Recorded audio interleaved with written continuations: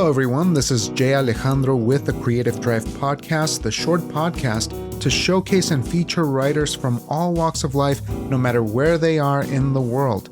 Today we feature the work of Lee Anderson. Lee has written short stories and essays for a multitude of small and large press publications, including Fiction International and the Miami Herald. He also wrote and staged 2 one-act plays in New York City, Supper's Ready and Little America. He's the author of the shocking horror novel What Happened at Sisters Creek and the critically acclaimed short story collection Dark Lords of the Trailer Park. Lee lives in Brooklyn, New York with his wife and calico. And now, a few stories by Lee Anderson.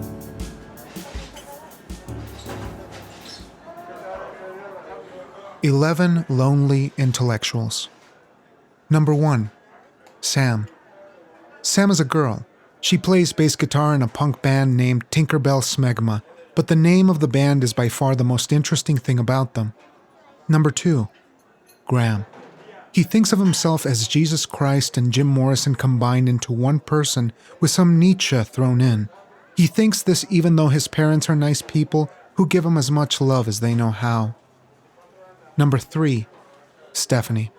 She has a habit of adopting the opposing stance to nearly anything anyone else says, figuring smart people are the ones who always disagree.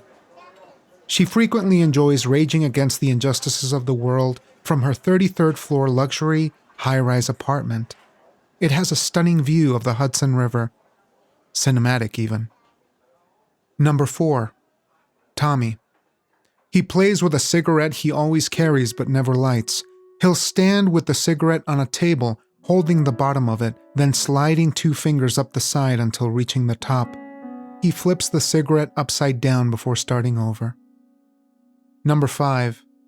Tina. Today's her birthday, but she's too bashful to tell anyone. She hates that kind of attention. She owns 6 cats and would own more if living space allowed it. A year ago, Tina Small Press published a novel titled Like Asking Questions in a Letter. It received glowing reviews. Her family and friends bought it. Her sister is convinced one of the characters is based on her and can't help but feel a little wounded by her literary portrayal. Number 6. Wei Wei. She can't stop thinking about her boyfriend back in Shenzhen. They Skyped last night, and she could have sworn she saw a blue bruise on his lower neck, which most definitely, resembled a hickey. She kept wanting to ask him about it, but he kept on and on about the Star Wars movie and how it disappointed him. Everything disappoints him. Her too. It's the biggest thing they have in common. She decides to never ask him about the hickey. Number 7. Angela. She wishes she hadn't skipped the yoga class before dinner. She aches for yoga. Even missing class while on a trip is torture. The calisthenic blending of her mind with her body, with her soul, slowing her thoughts down so she can make sense of the world and its wealth of mysteries. Angela considers her family back home to be spineless, brainless, automatons who never put much consideration into a single thought about anything. Number 8. Brian.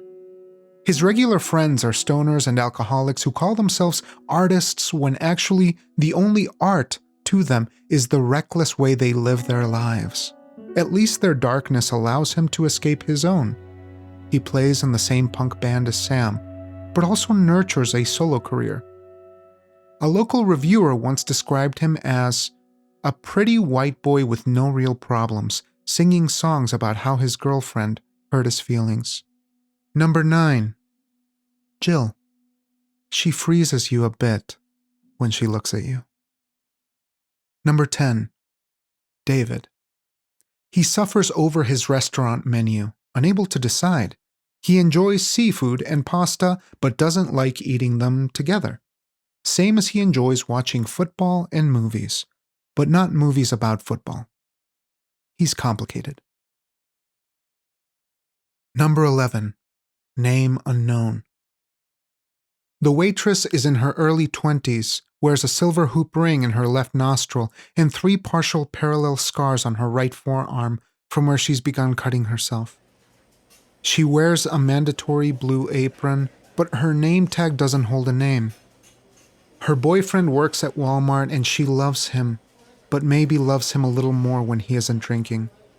She reckons she serves around 100 customers per shift, and Lord help her, she just can't tell these people apart anymore.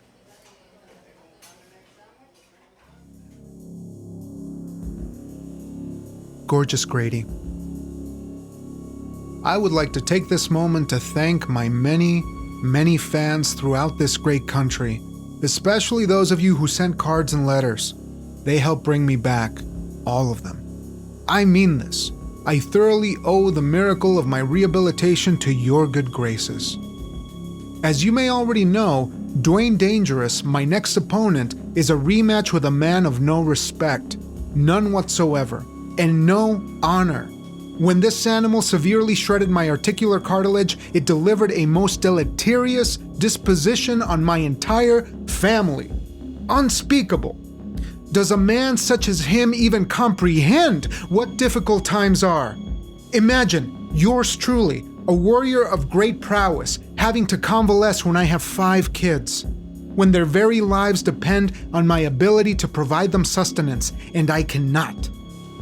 Imagine being chained to 3 ex-wives who loathe the very fact that I continue to draw breath.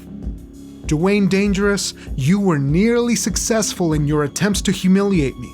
Me, Gorgeous Grady, the greatest living professional wrestler of our time. Fortunately for my enthusiasts and me, the glory of my dominance is far from extinguished. Now, I can admit I'm not the wrestler I once was. My stomach has become somewhat spherical. My gluteus maximus could smother out the precious sunlight. But my friends, please know, I remain superior in my grappling and choking skills. My dominance is so complete that I hereby offer my opponent the opportunity to surrender. Hand that championship belt right back over to me without a struggle. Everyone already knows I am heavily favored to regain my title. I am beloved by everyone from progenies to elderlies. My vocation is conquering. Dear people, the world's heavyweight title will not only belong to me, but to each of us. I'm reaching out to you.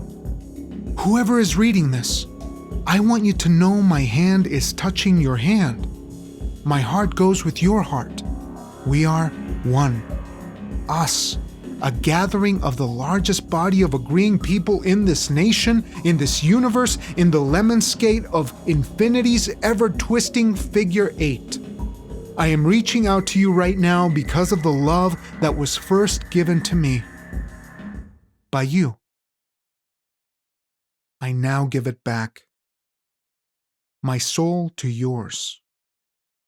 I shall never lose again.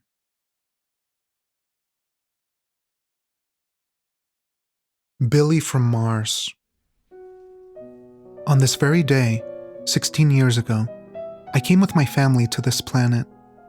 Since then, the mortality rate has not been good. Father died in a car accident during our first year. Just couldn't learn to navigate a vehicle with wheels. Mother passed a year later. Cancer, it's called. I miss them both terribly. I miss everyone from back home. Sister dances at Lipsticks now. She swears she only dances there, but I know better. Not thrilled about it, but I mind my business. Meanwhile, I work at the sawmill pulling green chain on Route 9. It's normally a job for newbies, but I stay on it. The gravity of this planet sucks, so I need the exercise. On the rare occasion my sister takes a night off, we meet for beers at Shucky's, the dive spot with the taxidermy shark above the entrance. We meet there to speak the language of our home planet, because we need the practice, because we feel obligated. Such a hard language to explain, what, being so comparatively abstract and all.